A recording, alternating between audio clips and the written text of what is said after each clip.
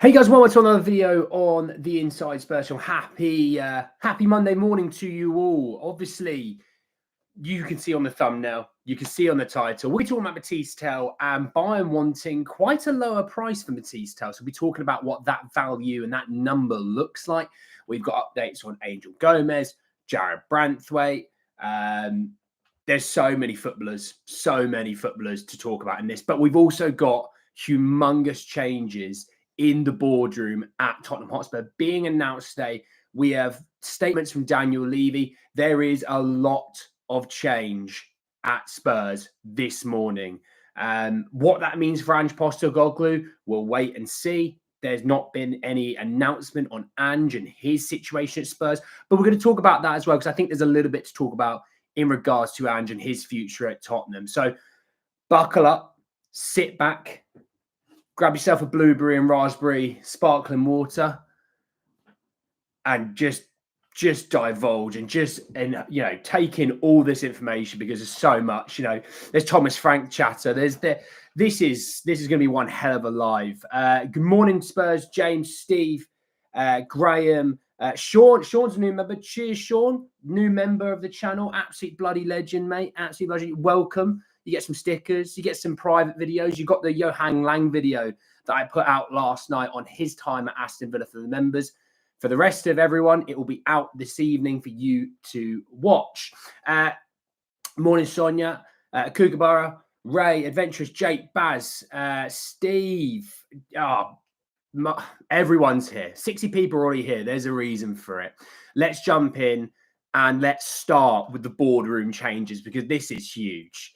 So the changes have come. Donna Cullen, she has stepped down from her executive director role and a long-term advisor of Daniel Levy. She's leaving the board. She's leaving the club. She is standing down. There is supposedly some changes. To, God, what's his name? Hang on, let me try and find it. There's someone else in the boardroom that's having a slight change in his role. Here it is. Yeah. Company's House has listed a change in director of details for both Donna Cullen, who's leaving, and Matthew Collicutt, who is the operations of finance director. There's no announcement he's leaving, but there could be a change of role. So that's what the situation is there with him. That's huge. That is absolutely huge that Donna is standing down. Obviously, she's been a part of Spurs for a very, very long time. And look, Vinay is coming in to run the ship, to run the club, and he's not a hands-on on the football side of things, in terms of he'll make loads of crazy football decisions. He'll have a say on in terms of hiring sort of, medical team and things like that. But Vinay will be very big on his connection building, because it is building. There is next to none, the building between the fan base and the higher ups and the people of power, because there hasn't been enough. Let's be real, there hasn't been enough of that in a very, very long time. So he's coming in, starting pretty much already. He's probably actually started months ago, to be honest, but he's officially starting. Look, Vinay's got a massive job on his hands. He's probably coming into a period where, look, there's the uncertainty with Angela, uncertainty now with the higher ups, but he's coming in really where the fan base is, there's a thumbs up, Joachim. There's a fan base that is actually ironically quite happy. We've won a trophy for the first time in nearly 2 decades, a European trophy for the first time in, 4 decades. He's coming into a club that has an ability to launch. Now, will they do that is obviously a mighty fine question, but he is coming into a situation where there is that opportunity to do so. We're in for a crazy, crazy few days. Like I said, we're still waiting on the information coming out around Ange. So there's nothing on Ange. Before anyone asks, there is absolutely nothing on Ange. No one needs to worry about Ange's future right now, because there is nothing to talk about. Just trying to load an article from Football London, but it's taking absolutely forever. Here we go. Google Chrome doesn't work. Safari still does. There's an update surrounding, obviously, this. So the article talks about, Vinay, the new CEO, coming in. Here comes the awful amount of advertising that Football London does and makes their website awful. But it goes on to talk about Fabio Paratici, and it says, as Football London reported previously, many inside Spurs, not many of me, just many within the Spurs club, are expecting the return at some point of former managing director Fabio Paratici. Key thing on this, though, the Italian may need to remain in a consultancy capacity for the time being due to the civil trial that is going on still in Italy. It includes Andrea Agnelli. It includes Pavel Nedved. It started 2 weeks ago. And a request to annul proceedings was rejected by Rome's tribunal judge in April.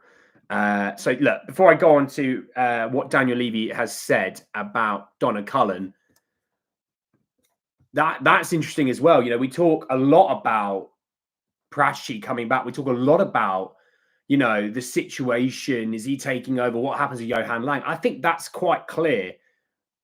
Johan is still the guy because Fabio might not be allowed to be the guy. So because of that, I think it's business as usual for Johan. I think Paratici might be able to have more of a say on certain things, but he won't be allowed. He won't be allowed to get involved because because of the trial. So Johan's still going to be the guy, and they'll use Paratici's massive black book of names, but he won't be able to get involved with transfer things. He won't be able to get involved with doing discussions with clubs and things like that. So I think that's massively telling as well, because we're all sort of wondering, does Paratici come back? Does he take over? That makes it sound like no, he may come back, but he won't be taking over. Daniel Levy put out a statement on Donna Cullen. He said that Donna has made an immense contribution to the club over an extensive period. Her diverse responsibilities grew significantly, and replacing her roles with a single individual will be impossible. While many may associate her primarily with marketing and communications, Donna's impact extends far beyond those areas. Notably, her leadership and political acumen at planning committees was instrumental in the club being able to build one of the finest stadiums and training centres in the world. She deserves recognition for the contributions she played in the formation of the Tottenham Hotspur Foundation, which has positively impacted countless individuals in our community, and in establishing the London Academy of Excellence, providing children with exceptional educational opportunities. Donna has pushed the conscience of the club to be at the forefront of environmental and diversity initiatives. She's also played a crucial role in supporting the amateur part-time Spurs ladies, enabling the development of our professional women's team.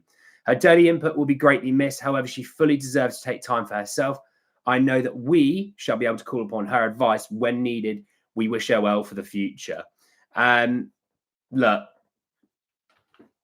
whatever you feel about the situation, Vinay is coming in and making changes. That's the kind of vibe that I'm getting. Vinay is coming in, he's making changes, and I think that does, you know, for the amount of time that, you know, if you think back to 2019, how the club has underperformed, barring winning the Europa League, obviously they've underperformed. We are the 9th richest club in the world. I think came out that I think Arsenal have just leapfrogged us. We're 9th, right? And that's without Champions League football. We're 9th. So the club has done financially fantastic. So when we get told there's no money spent on transfers, you kind of have to take it with a huge pinch of salt normally. But finishing 9th in the revenue, being ahead of Chelsea, by the way, like still ahead of Chelsea, but now behind Arsenal. Arsenal are now into 8th. You've got Liverpool, Manchester United, and Man City above you. You were 4th for a while, right? And this isn't an Ange thing. So, you know, if you're one of those people that thinks it's all down to Ange that we've underperformed, you know, I'm sorry, you need to look in the mirror at yourself. Being 9th in that side of things, for me, shows, hey, we need to be performing better than what we've been doing. We need to be competitive and winning trophies more than we ever have been. It's all great and all having a stadium. It's all great and all having revenue. But if there's nothing to show for it in terms of, you know, cup and trophy success, then what is the point of being a football fan? We're all here to win trophies. I'm not here to finish 4th and 5th. That's irrelevant to me. We can be deeming that as success as like a leapfrog, but that's not, I can't rave about that to my friends. Oh, we finished 5th this season in the Premier League. They'll go, Great. I'm a Liverpool fan. We won the Premier League, you know, and it's like, so you see what I mean? Donna is here, by the way. Became a member. I appreciate Donna, your legend. It's interesting day for Donna today. Interesting day for her. By the way, morning to you all. I know there's more of you that I've missed. Eric and Janice, Ange's here apparently. Al Dente, Surendra, Dragon. There's so many of you. Apologies, Joshua, Steampunk, sorry, Simo, all of you. Good morning to you all. Look, lots to come out of that article on Football London, but we're going to move a little bit on now with things that have come out in the last sort of 24 hours. Jim from Oso Spurs was chatting away with Ben Jacobs, I believe it was. So we're going to be talking about something that came out half an hour ago. We'll talk about it in a minute. I don't want to talk about Ange's future right this second. I want to talk some transfers. Keep the vibes high. Let's talk first and foremost around Jaron Branthwaite and Fikayo Tomori. This is a bit different. I've obviously talked about Tomori back in January, someone that, you know, we were linked to. He didn't want to leave Milan for Spurs. Probably should have done, if I'm honest, because Milan had a crap season. Saudi are trying to buy Teo Hernandez of about 20 million euros. Have at him. He's not as good as everyone thinks he is. I've always been steadfast on that. But anyway, besides that, Jared Branthwaite is someone that we got linked to the previous summer when we talked about centre-backs and people joining. And a lot of people said, look, they would like Jared Branthwaite to sign if Romero was to go, for example. And I look at it and go, imagine your two left centre-backs were Mickey van der Ven and Jared Branthwaite, and your two right centre-backs are Christian Romero and Kevin Danso. I think that's a pretty strong centre-back room, personally. Now, Surendra is saying that he had a great 23-24, but his 24-25 wasn't as good. I think, you know, he did have some injury issues last season. Obviously, they had a change of manager as well last season. They got much better once Moyes came in. But, you know, if you're a ball-playing centre-back like a Jared Branthwaite, no offence to David Moyes, you know, that's not exactly what they try and do. You know, they don't try and knock it about as much as a Spurs or a Man City, you know, that kind of vibe. There's not a dig at David Moyes. The guy's a European trophy winner. You cannot knock him for that. Just like I can't knock Ange, I cannot knock David Moyes for that. He's proven to be a very good Premier League coach. So again, not a dig. It's just his play style. You know, there's a lot of, you know, more directness, you know, if you get what I mean. There's not a dig. But Gary Jacob has said that Spurs have retained interest in Fikayo Tomori as they want to sign a left-sided centre-back this summer. Another defensive option being considered is Jared Branthwaite. Mark Guay is not thought to be interested in move to Tottenham. So Mark Guay, by the way, with Mark Guay, I believe Mark Guay is going to be going off to Bayern Munich. So again, on that side of things, that probably makes a bit of sense. In terms of Branthwaite, I do like Branthwaite. I very much do. I think there's a very good player there. I think, obviously, bursting onto the scene really 23-24, it was always going to be quite hard to live up to sometimes of that expectation, which, hey,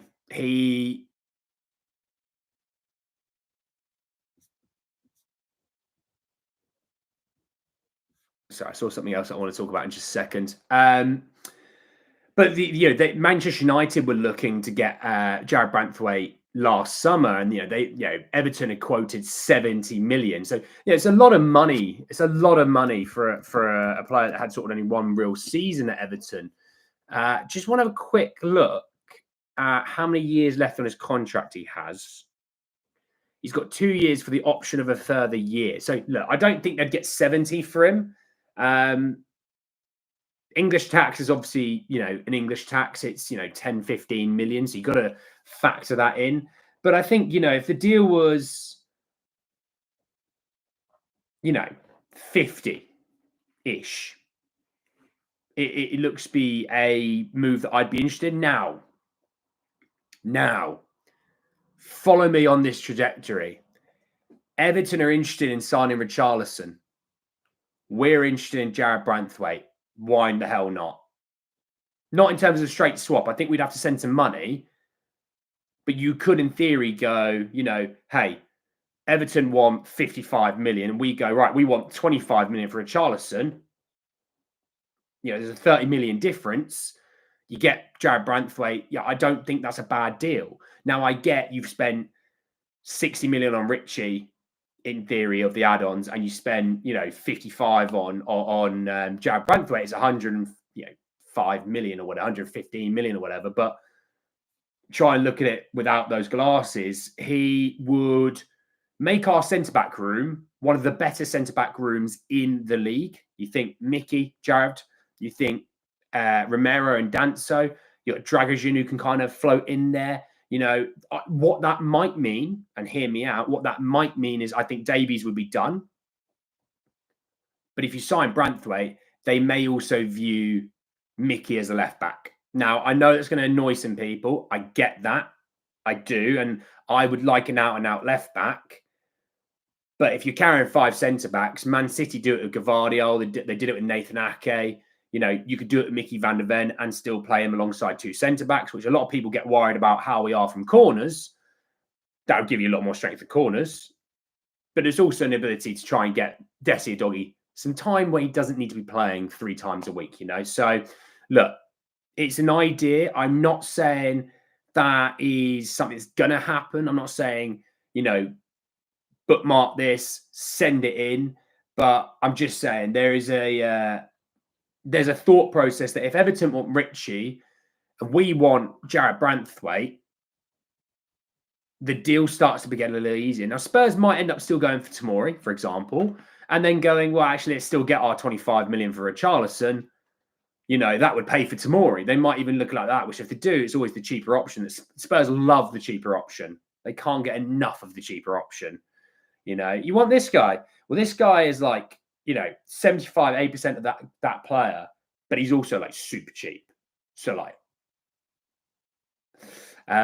so we'll sort of see. But again, it's what they could do. I'm not saying it's what they would do. I still would like another left back.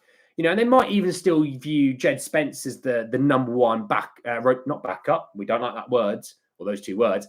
The rotation option for left back. And then if, last 10 minutes of game, you want to sit back a bit more. You get Mickey out there maybe. But it's just my view on that. I think Ben will leave this summer. Again, there's been no news about his option being picked up. No news that he's leaving on a free. He's got less than a month. His contract expires this month. He's got less than a month to that happens. But I like Branthwaite. I do. I think there's a player there. I think, there's a reason Man City were linked with him. There's a reason Man United were so desperate to buy him. There's a reason for all of these things. So I think, again, young English player. We want to work on our homegrown situation. That makes sense. He's Prem proven, 2 years experience in the Premier League. Again, looking at it, he played 33 times this season. Let's see how many games he's played for Everton.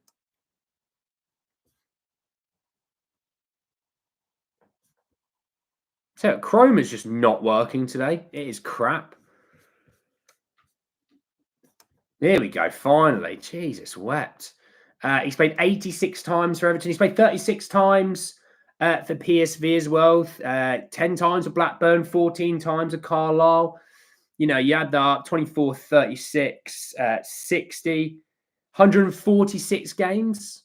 If you want to just take PSV and Everton, it's over 110 games of top flight football.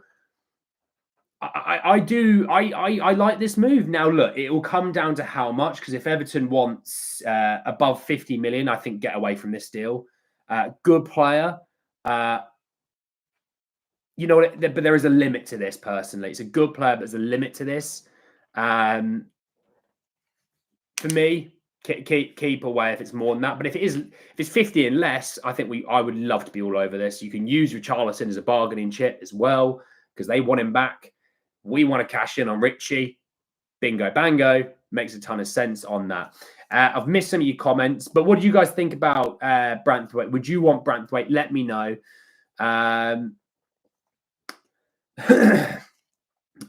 Luke, DJ, how are we both? Ray,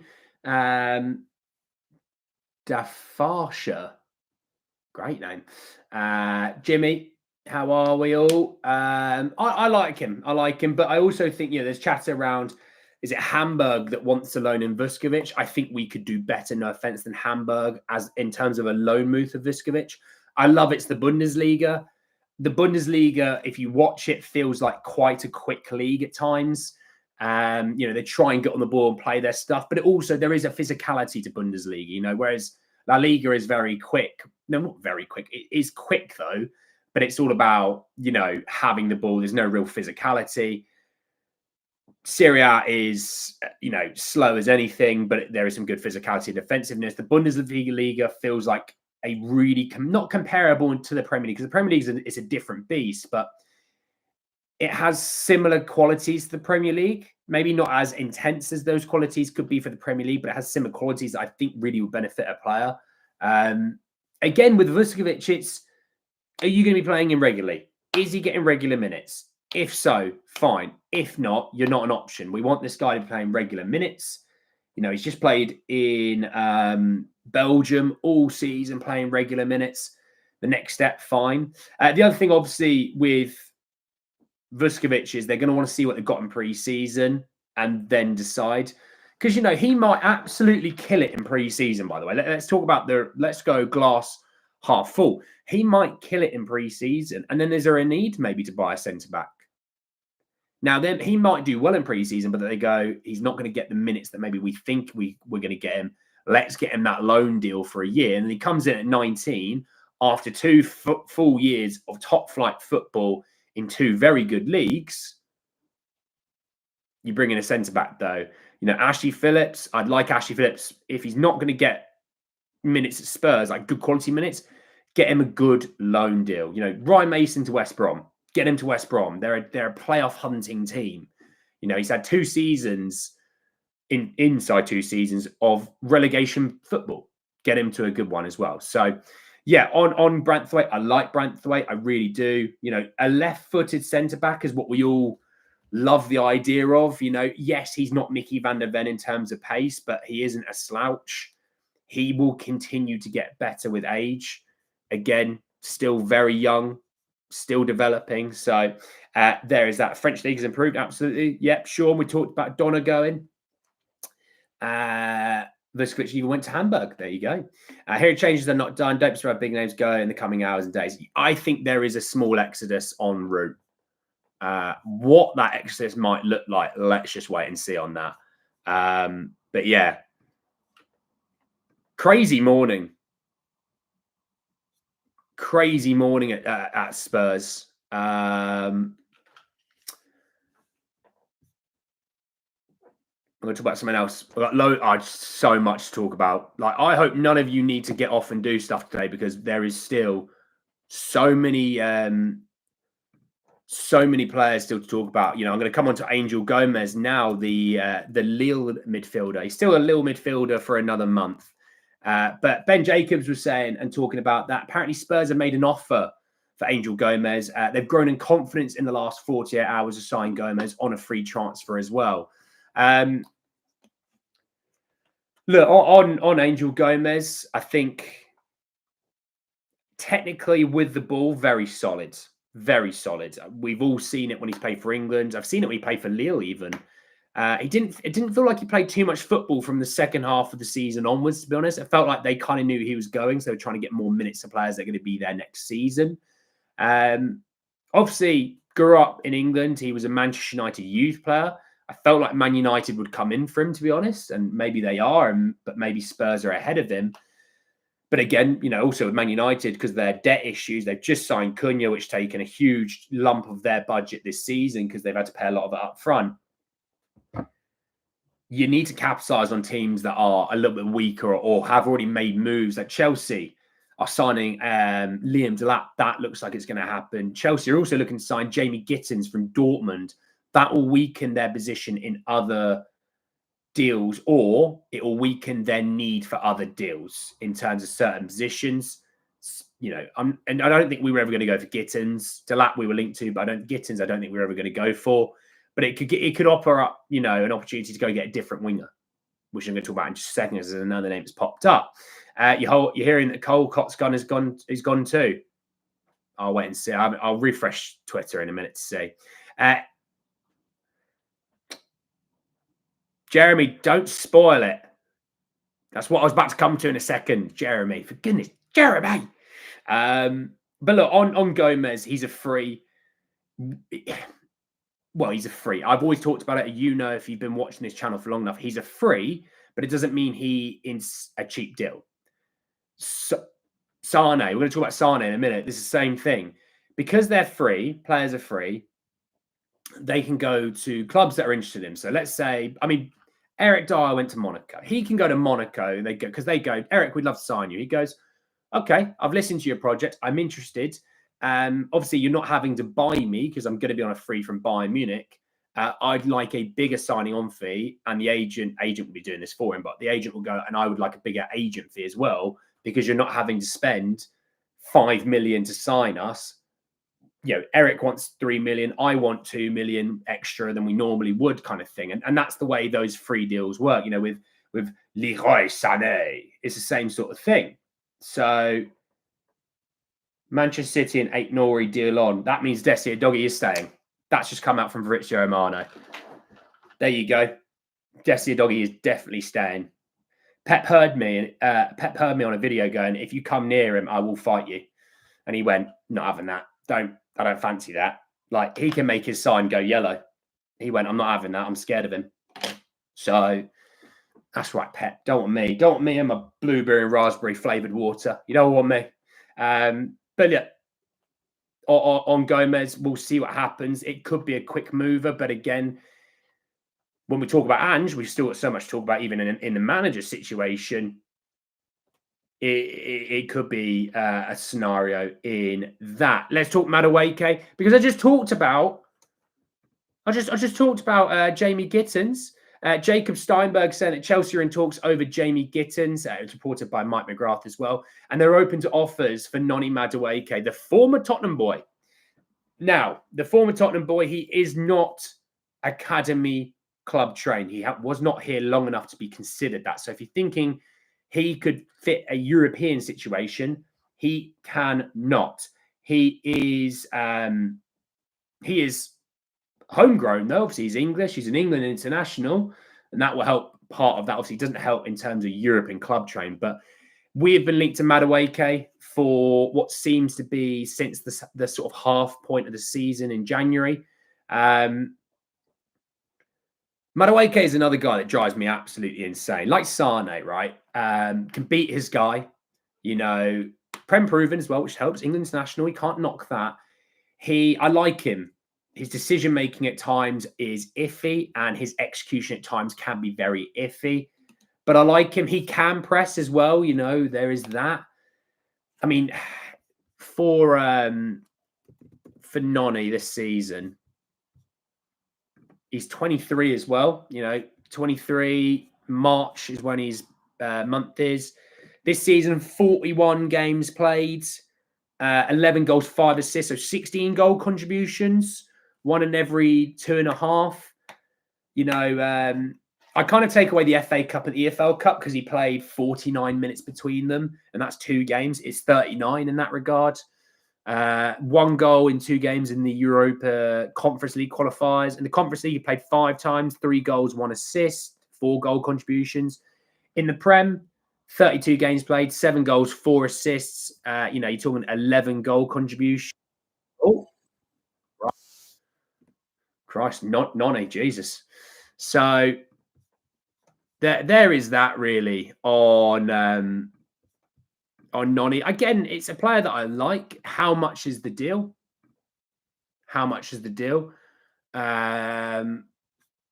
We'll have to wait and see on that one. But again, apparently Chelsea are looking to move for Hugo Ekitike. Apparently they are set for further talks for Ekitike. The £84 million asking price is considered excessive. Well, there's that. I don't know anything about that, but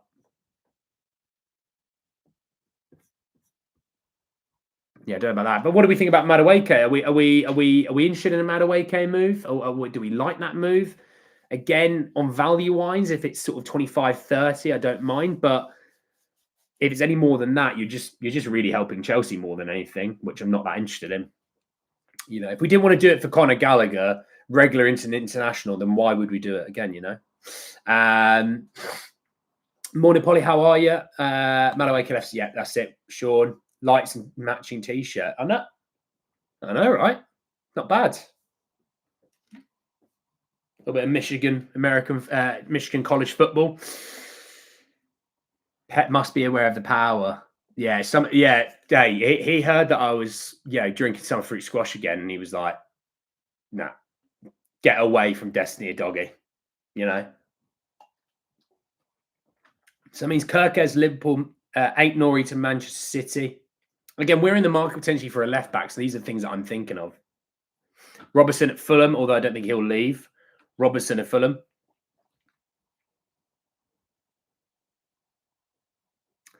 Yeah, people ask me about Leif Davis from Ipswich. I'm not too keen on him.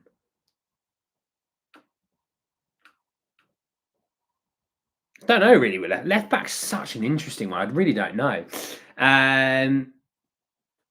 What situation of Ange, Andy? Nothing right now. Nothing right now, mate. Chelsea will never do any buy with Tottenham. Don't know Madueke today. I wouldn't want Madueke. Any CDM rumours. I just talked about Angel Gomes. Some fruit squash is your paralixer, your spinach. I know I'm Popeye. Call me Popeye. Popeye for spinach. I'm the same as Popeye for summer fruit squash.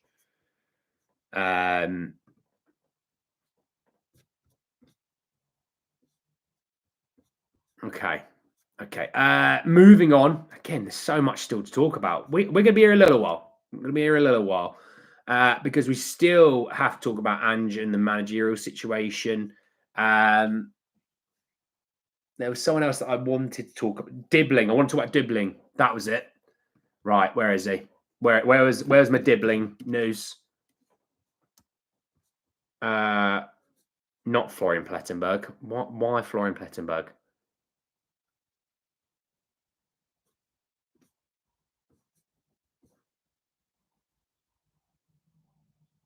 So apparently this was something that I've only just found out. It's not a great source, but apparently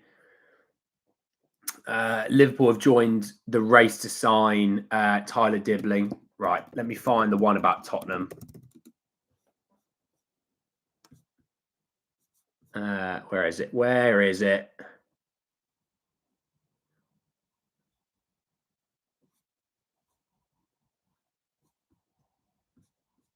Sorry, bear with me. I should have had this prepared. I still need to talk about Matisse Tel. There we go. Yeah, Ben Jacobs again saying that Tottenham feel they're leading the race should they pursue a deal for Tyler Dibling. Expect to pay 45 to 50 million. They're currently undecided on spending that. Sorry, they're currently undecided to spend 40 to 45 million. 40 to 45 million? Really?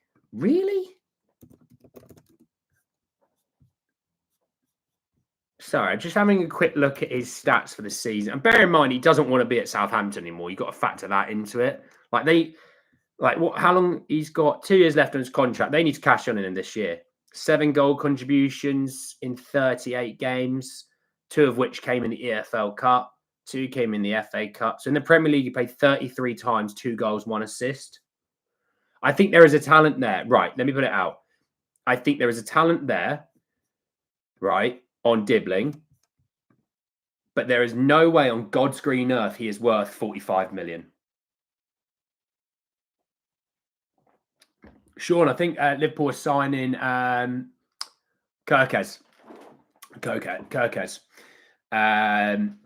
Les is here. Les, mate, how are you? How you been, big man? Close to 200 people in the chat. Yeah, close to 200 people in the chat. Like 52 likes, you bloody legends. Cheers to you all. Bloody cheers to you all. Bloody legends, a lot of you. You're sitting here on a bloody Monday morning watching this idiot talk football. How cool is this YouTube thing, eh? Yeah, sorry, Dibling. What do we think? Tell you what, if you want to sign Dibling, right, in the chat or in the comments down below, if I'm not live, put in yes, but like put in Dibling yes, and then a value, what you'd be willing to spend up to. Because this talk about he's valued somewhere between 45 to 55 million, hell no. I'm sorry, no, absolutely not for me. I just can't see the reason as to why Spurs would do it. Yes, he's young and yes, he's got talent, but he also had a really good 6 months and then dropped off the second half of the season. Like when we got linked to him in January, that's when the form started to dip. Man, Southampton didn't play him as much because they're probably fed up with some things. City's targets for fullback positions: Tino Livramento and Ryan Aït-Nouri. There you go. No Desio doggy move. Well, that's right, Pep. That's right, Pep. Knuckle sandwich, Ugh. Don't make me come up to Manchester. I know where that stadium is. I'll be there. But Dibling, 40 to 45 for me. No, 30. Like I've seen Southampton fans go and cash the hell. If it's 45 million, cash the hell in them. They want to keep. Is it Fernandes? Am I right in saying about Fernandes? I think that's the guy that Southampton fans really rate. They're going to want to cash in on Dibling. Huge money for FFP. They've obviously just gone down to a new league. They want to cash in, maybe reinvest some of that money into the playing squad again. No, for me, it's no way we should be spending that on Tyler Dibling. No way. If Brian Mbeumo is going to cost about 50-ish million, just go and do that. Go and do that. A guy that's going to get you 20 goals a season, pretty much. What did Brian get us? What did he get? Brentford. Let's have a look. Brian this season across the competition scored 20 goals and 9 assists. In the Premier League, he had 20 goals and 8 assists. Just do that. Just go and do that, 35, 2025. Great name, that. Andrew Elvin. Great name. No, thanks. Dibling's a mare. Brian, how are you? What about DeMarco? No. I do. DeMarco, Jesus Christ. Watching him in the Champions League getting skinned every week is not something that I've found much pleasurable. In the 2 games against Barca, got subbed out early in the final. Weak link defensively. Great going forward, weak link defensively. Bastoni has to make up for so many of his issues. Sane, probably Tel right now, to be honest. Dibling has pulled socks up. Yeah, Mbeumo's all about it. J Mac, how are you? Yeah, there you go. So look, on Dibling, you get the idea. Not cheap still. I thought maybe the value may have come down, but no, it did not. The value just stayed sky high on him. I saw breaking news from Sky Sports and it was like, okay, it's literally nothing. Jonathan David's not happening to Spurs. I think everyone kind of knows that. I think everyone sort of expects him to go to Napoli, so we know that.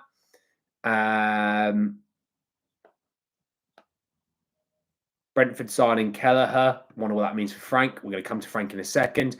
Let's talk Matisse Tel, because this is good news if you want to sign him. If you don't, maybe not great news for you. But the value has been changed because Christian Falk has said that Bayern Munich will renegotiate with Tottenham for Matisse Tel. Obviously, there is a buy option. People said that it became guaranteed that we had to spend that. I very much doubted that. But they're going to reduce their asking price to 35 million euros. So we're talking about 30 million pounds for Matisse Tel, which I think is good value. I like Matisse Tel. I know some of you maybe aren't as big on Matisse Tel. I like Matisse Tel. I have seen the flashes. Maybe you haven't, but I have. People go, he only scored tap-ins, he's only scored penalties. Again, like I've always said with these things, if you can just add in the context to your point, instead of just going, rubbish, rubbish, rubbish, add in the context. Why is he rubbish? What hasn't he done in your eyes? For me, add the context of, well, when he's playing in a team, he's playing in a team with 9 changes. He's playing in a team with players that aren't even going to be here next season. He's playing in a team where, you know, the left back is a right back, the right back's a centre defensive mid, the centre back is a left back, the midfield is ropey at best, the right winger is a left winger, the striker is an injury-prone striker. He's probably not going to be as great as you'd hope he'd be. People that slagged him off when he first came, by the way, need to have a little wobble on their head, because the guy came in having played like no football at Bayern, needed weeks and months to get that sharpness and fit back. He did. And the irony that I had was, I said, actually in the biggest games, when then he featured, he actually looked quite solid. Looked good in the Europa League when he was playing with the main team. To me, he looked pretty good. He was direct. He was beating men. Spurs fans want our wingers to beat their men. Obviously, it's not important in our system, but it is for other people. He was doing that. Good link-up play. You know, is versatile. He was obviously massive in the Bodo Glimt second leg. For me, if it's 30 million, I'm all over this. I'm all over this. I think there is a player there. And I think if you look at him where he is right now, what would he look like in 2 years' time? How good would he be in 2 years' time? And I think there's a real player there. He also has a phenomenal attitude. He probably has a better attitude than a lot of our players that are there now. The players that we all love, he probably has a better attitude than those do. That will take him quite far as well. And look, he gets Tottenham, which is the irony that we always want to worry about our players. Do they get Tottenham? Do they understand us? You know, the amount of people that said Ange doesn't understand the rivalry of Arsenal, not like the guy managed Celtic, whose rivalry with Rangers is even deeper than just Arsenal moved City or moved to a different part of the city. Trust me, it's way different. There's religion involved. The guy gets it. And Tel got Spurs. He did. And I like it. Look, if it was 40 and above, I might struggle with it. But for 30 million in today's football, when Tyler Dibling's been valued at 55 million, well, I've seen Dibling beat his man. Well, that's all. If it was all you care about, stick on some YouTube highlights and watch that. Because that's not what Ange football is all about. That's not what our wingers are all about. Our wingers are about good link-up play, delivering a cross, using overlaps and underlaps, and it's Johnson scoring at the back post most of the time. I need to stop spitting on my mic. It's disgusting. But I think a lot of people are quite happy about Tel from the looks of things. 30 million, you know, Ian says buy him. Just buy him. Done. Michael, 30 million, sign now. Tells everything, loves his mentality. You're right about his attitude. He was one that stood alongside Ange when Ange was getting abused. He will appreciate and credit the crowd. Always work hard. Bazmate just says do it. You know, John, I think John's fair one. He goes, personally, I like Tel. His attitude is what you want. Okay, he hasn't been brilliant, but I see the ability he has. His vision is great. He picks a pass once he gets his head around the Premier League. And I think that's a really fair way to say it. He didn't come in and I think the unfortunate thing is because of players like Desiree Doué and Lamine Yamal, people expect all youngsters to either be that or they're failures. Again, the key thing with all of what we talk about on this channel is add the context. If you add the context and then discuss, and if after that context you go, I'm still not that keen on him, I totally get it. Because you're informed. But a lot of people that just go, don't like him. Why don't you like him? Just think he's rubbish. It's just not an informed opinion. Bring an informed opinion. And if you still don't like him, I totally respect it. And I will let you absolutely have that opinion. But I just think with all arguments, bring the context. Bring the reason why it is that you feel a certain way. Because the ability is for this community, and we've got 163 people on a Monday morning. The key thing about this community and the key thing about what we all talk about, and we don't all agree, is we can learn. We bring context and learn from it, you know? And that's the key thing. Whereas if we just go, no, he's rubbish. Why is he rubbish? Just rubbish. Any reason? No, just rubbish. What's the point? You're talking to a brick wall. There's supposed to be a discussion. It's supposed to be, you know, a back and forth on it, you know? And again, if you don't like Tel because I've got many reasons, then hey, not a problem. Totally get why, you know. So we'll sort of see. But yeah, a lot of you seem to be fairly keen. Yeah, Jazz, we'll talk about that in a minute. Don't worry. Sasha Tavieri, obviously, he was saying about Leroy Sane. Obviously, our situation. Apparently, we're going to offer him an indisputable starting place on the right wing. Apparently, we've offered a 4-year deal. So for a guy who is going to be 30 in 6 months, we've offered a 4-year deal. That's awful business. It's awful business. It's like why I talked about Jack Grealish, right? And I was like, Jack Grealish on a year-long loan, I am way more interested in Leroy Sane on a 4-year deal. Because Grealish is what? He's 29, 30. 1-year contract. Yeah. He goes. He just leaves after that. Sane, 4 years. He's going to be 34 basically at the end of the contract, right? 33, 34. His performances, if people that slag off Son, right? Why is Sane going to be any different? If Son has been in the Premier League for a lot longer, doing it for a lot longer than Sane, I think he's at their absolute peak. Son has been better than Sane, absolutely. I mean, again, let's compare them this season, right? So Sane, just compare across all competitions, right? So Sane was 45 games, 13 goals, 6 assists. Okay, so Son, where is he? Here he is. So Son, who is 32, a little bit older, 46 games, 11 goals, 12 assists. So he's got 6 more assists and 2 less goals. So if Son is crap, then what does that say about Leroy Sane? In the Premier League this season, 30 appearances, 7 goals, 10 assists, 17 goal contributions, less than 1 in every 2.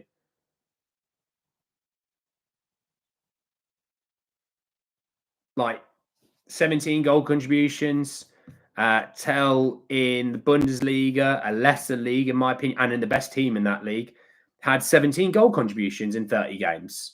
So they're the exact same, but Son did better across the other competitions. So yeah, not for me on Sane. No, again, if Grealish is on like a year-long contract, that makes way more sense long-term.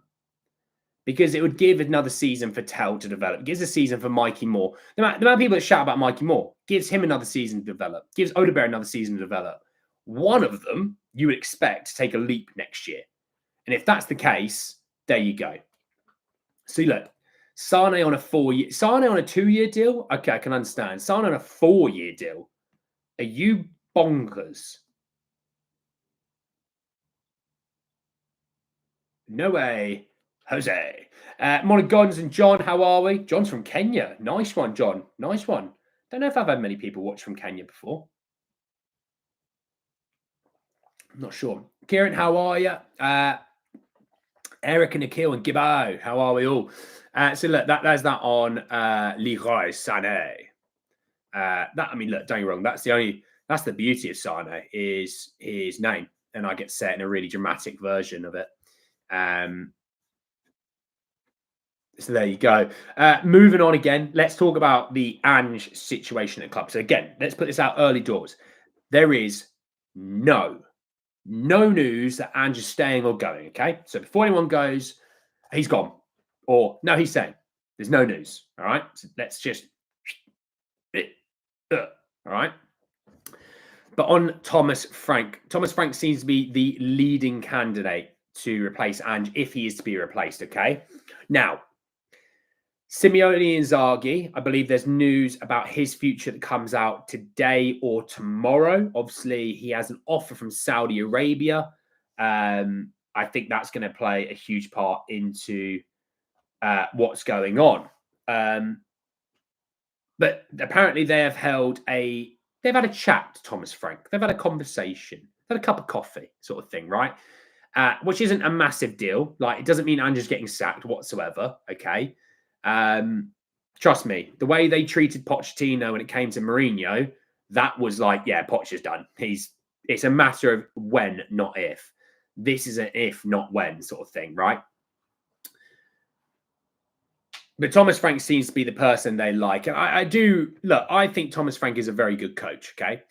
But there is so many reasons as to why it's screaming out to me, this is a typical Daniel Levy move. And it's not that I'm pro-Ange or anti-Ange, okay? Apparently, yeah, multiple meetings play. This has come from Ben Jacobs, by the way. Obviously, Postecoglou's future decided this week. He said again, he put it out this morning that Thomas Frank is the leading candidate to replace Ange at Spurs. Obviously, has a connection with Johan Lang. He tried to get him to sign for Villa. On Johan, not Johan, on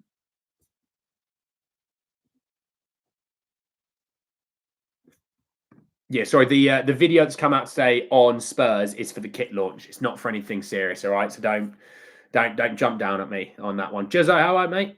How are we? Karate FC, how you been? But look, on Thomas Frank, he's a guy that works very much in his budget, doesn't rock the apple cart. No offense, he probably won't demand big money, transfer budgets. Levy wants someone that's going to finish in the top 5, get Champions League football, spend enough to stay there, but not enough, too much money that, he feels a bit iffy about spending that money. Happy to work with youngsters and build them up so it's cheaper transfer moves.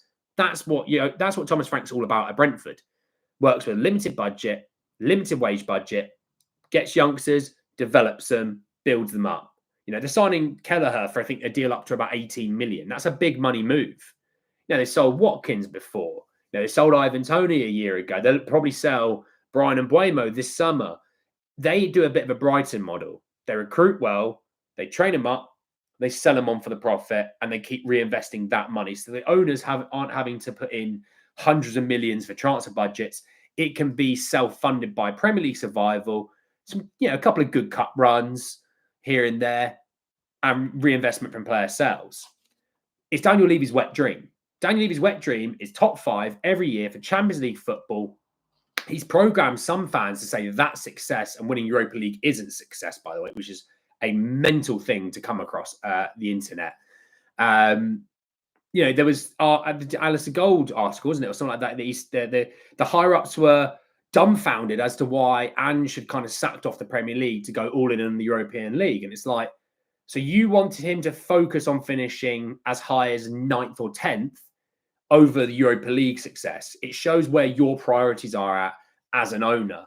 You're not there to win, are you? Let's be real. You're not there to win trophies. You're there just to get the money from the Premier League. And the better you do in the Premier League, the more money you make. That's kind of the attitude that you are displaying as a football club on that, Other clubs look at that and go, you finished 17th with you winning Europa League. That's a huge European trophy. Oh my God, yeah, we would love that. Like Man United this season would have gone, we would have finished 16th in the Europa League. We got Champions League football. Amrim's won a European trophy. And that's the thing.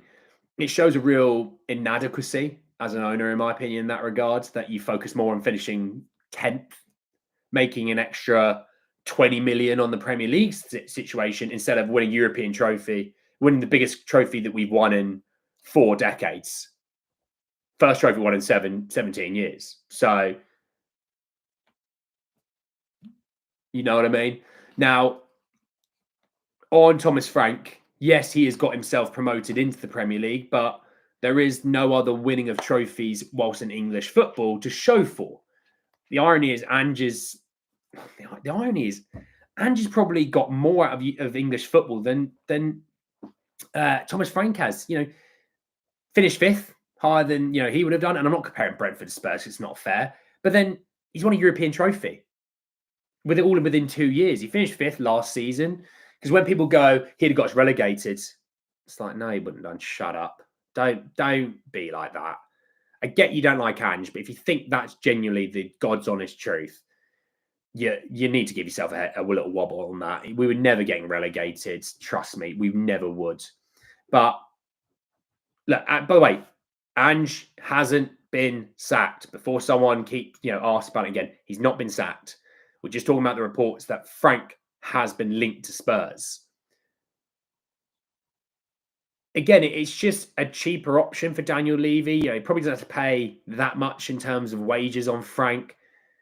Works with a lesser budget, works with a lesser wage budget, doesn't mind cashing on players, and building up youth players and selling them on.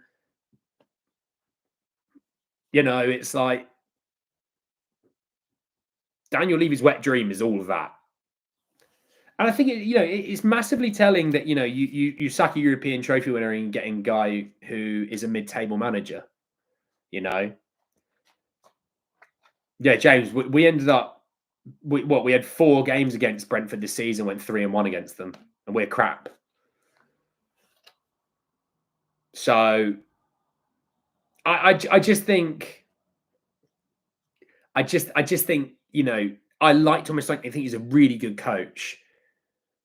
But he's not going to take you, in my opinion, he's not going to take you to winning more trophies. That's what we want as fans. We want trophies. For some reason, some Spurs fans want to finish 5th, and that's them happy. And if that's them, God, they've got nothing to brag about at the pub to their mates. They've got nothing to celebrate at parades finishing 5th. But for me, it's why? Why? He's better in the league.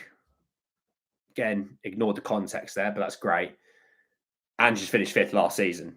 I can show you just that one bit of context. You can't really be shouting about that. This for me is a guy that, look, when we were linked to, we were linked to.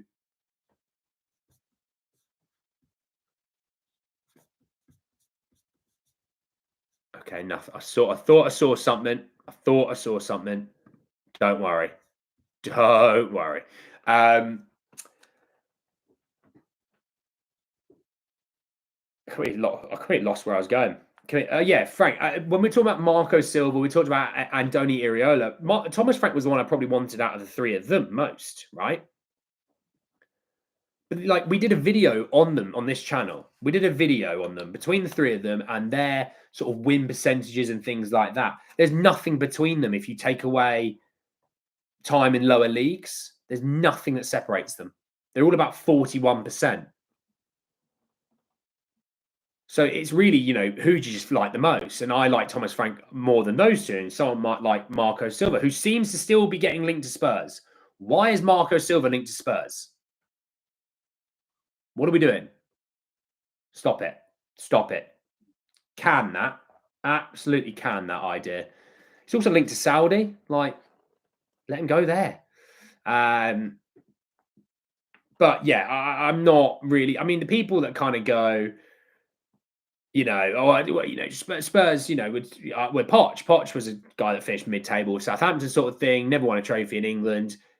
Why couldn't he do something with Spurs? Look at what he did with Spurs. It's like, yeah, we finished in the top 4, we had a few cup runs, but we won nothing in 5 years.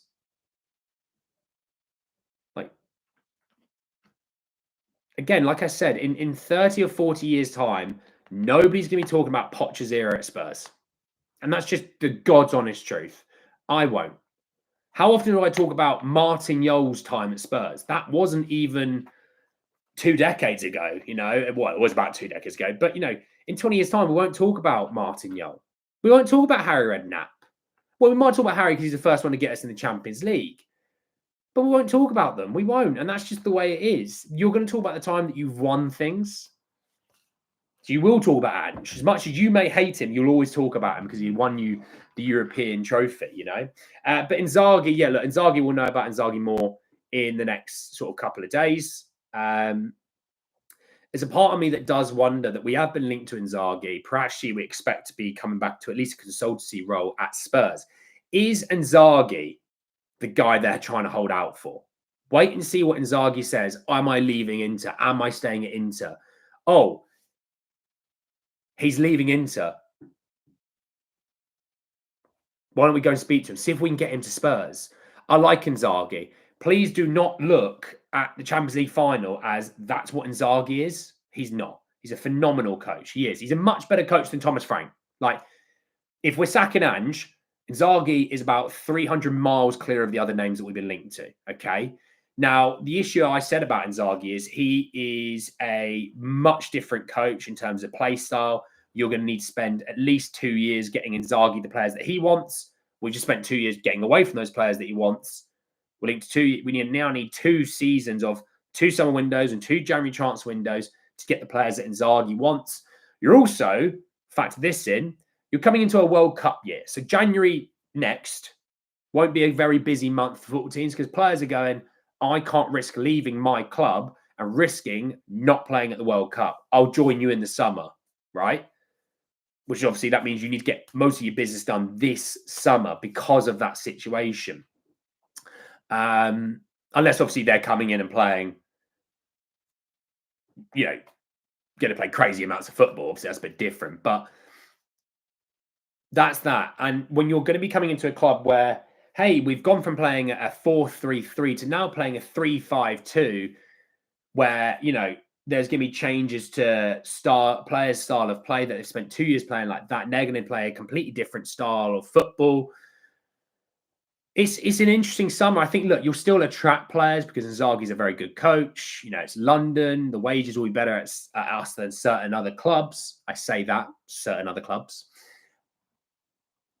But also, are Spurs going to give a competitive contract to Inzaghi? And it's not competitive to Inter because they'll beat Inter in terms of what they'd offer. They will absolutely beat Inter. But will they offer a competitive contract to Saudi? And they just can't. Well, they could, but I don't think they would. Saudi are offering 25 million a year. And I don't know if it's net. I don't know if it's net or if that's gross. But if it's net, then no chance. We aren't going to go anywhere near that. Not anywhere near that. We won't even go to 25 gross. Yeah, Pep's on, I think, about 20. We offered Conte 15. We'd be around 15 at a maximum. And, is that enough for Simeone? I mean, Simeone's looking at it and going, well, I'm getting a 3-year deal with Saudi at 75 million in total. A 3-year deal here is 45. And that's 75 million in 3 years net. This might be 45 gross. And those things play into it. By the way, I'm not digging out Martial before everyone worries, gets annoyed at me. I wasn't digging out Martial. I love Martial. We got European football under Martial. What I'm saying is, in 30 or 40 years, you will start to forget about the managers that didn't win any things. I still love Martin. I love Harry. I even like AVB. I like AVB. A great beard. Great head of hair on AVB. A great Poch. But, when you go back in, a son or a daughter or a grandchild goes, hey, what did you, that 2025, you won a Europa League, you won a European trophy. You go, yeah, what a year, God, winning Europa trophy is massive. They go, who was the manager? Oh, that was Ange Postecoglou. That was big Ange. Oh, cool. Who won that trophy, that Carling Cup 17 years before? Oh, that was Juan de Ramos. You won't, people like growing up won't talk about what happened in 2017, they won't. It's as simple as that, Thomas Frankel, the green Teletubby. Jesus Christ. Bringing Inzaghi would be going back to doing the same thing we did after sacking Poch. Taking a 180 on the player style doesn't make any sense. And apparently, we were not trying to do that. What if Inzaghi doesn't want the Saudi money? Look, I'm not saying he does or doesn't. I'm just saying you would have to give him a comparable offer. Because if Inter want to offer him, I think it's like 7 million euros or something. I think that's what their pay rise might get up to. Saudi got offered nearly 4 times that. And that's crazy money. It is. I'm not saying he would or wouldn't want to go to Saudi, by the way. I'm just saying, just financially. Spurs may not need to offer 25 million, but Spurs would need to offer good money. They would have to at least double Inter's money in my eyes. So that's my thinking. But again, on Inzaghi, 3-5-2 is what he plays. Have you got the players to play that? At Spurs right now, no, we don't. I don't think we do. We don't have, we need to sell. I mean, you would need to have 4 guys to play up front. You might have Son play up front with the Solanke, but you're probably going to move on Richarlison. You need 2 strikers. You definitely need to get a new left back for a wing back position, by the way, because Mickey van der Ven is not a wing back. Okay. You might need to get some more midfielders potentially, and that's, that you would have to really change your transfer business. Is Angel Gomes the right guy in that 3-5-2? It's all those things that I factor into this. And that's why you get a new manager in. Again, this isn't pro-Ange. Please don't think it is. You get a new manager in. It's going to take multiple weeks to get you sort of understand who the manager would want to keep, who the manager would want to sell. You'd hope he'd get the autonomy to sell the players that he doesn't want, because if he's not going to use them, why would they be here? Are you going to get the players that he wants? Are you going to truly back the manager? Because you didn't truly back Conte, you didn't truly back Mourinho and who they wanted. You didn't do it with Ange. You didn't do it with Poch. And if you're demanding, hey, we want top 4 and a cup win, and Simeone Inzaghi goes, okay, top 4 and a cup win, I can do that, but what I would need is X, Y, and Z. And you go, well, we still want the cup win and top 4, but we're only going to offer you X. Simeone Inzaghi goes, okay, then I'll offer you 8th and a good cup run. Because if you're not going to give me what I need, you can't demand what you want. Because what you want and what I need link up very nicely. If you can't do that, then you can't demand that success. If your wage bill is 8th in the Premier League, how can you demand to be top 4? You would be having to overcoach and over-deliver on players who aren't up to that level yet. Just saying. I like Simeone Inzaghi. I think he's a wonderful coach, and I think the Champions League final is not a fair reflection on what he is as a manager. But for the people that go, why aren't Tottenham doing early business? If you get a new manager, expect more delays. And I do think, there's chatter that's, by the way, just thinking about it, changes in the higher ups in the boardroom, new video coming out for the kit. They're doing something. They're doing something. All I'm saying. That's all I'm saying. But yeah, look, I think Spurs are in for a crazy couple of days. If any news comes out on Ange, heads up. If any news comes out on Ange today, even doesn't matter the time. Look, if I'm asleep, obviously not. If it comes out good or bad in your eyes, or if he's staying or going, I will go live. We will do a breaking news video on that. Later today, though, is the video for Johan Lang and his time at Aston Villa. That will come out. Do have a little watch that. Let me know what you think about Johan Lang. And I said in the video, compare Johan to Fabio and the two of those and how you feel about them. I do want Branthwaite, depending on value. Yeah. So let me know on that. That will come out a little bit later today. If anything comes out, breaking news on Ange, we will go live. So keep the bell notification hit so you know I go live, all right? Even if it's a drop of a hat or I give you enough time as well, all right? But look, nothing has come out on him right this second. Just double checking.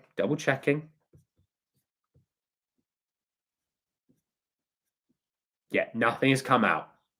Nothing's come out. So look, thank you so much for joining me today, this morning. Go and enjoy the rest of your mornings, your afternoons, your evenings, wherever you are in the world. Please enjoy yourselves. Please look after yourselves. Thank you for all the comments and the likes and all the subscribing that people have done recently, your legends and the new members, Donna and Sean. And I'll be back maybe later. If not, I'll be back tomorrow to talk a lot more about Tottenham. Take care of yourselves, everyone. I'll speak to you all then. Peace.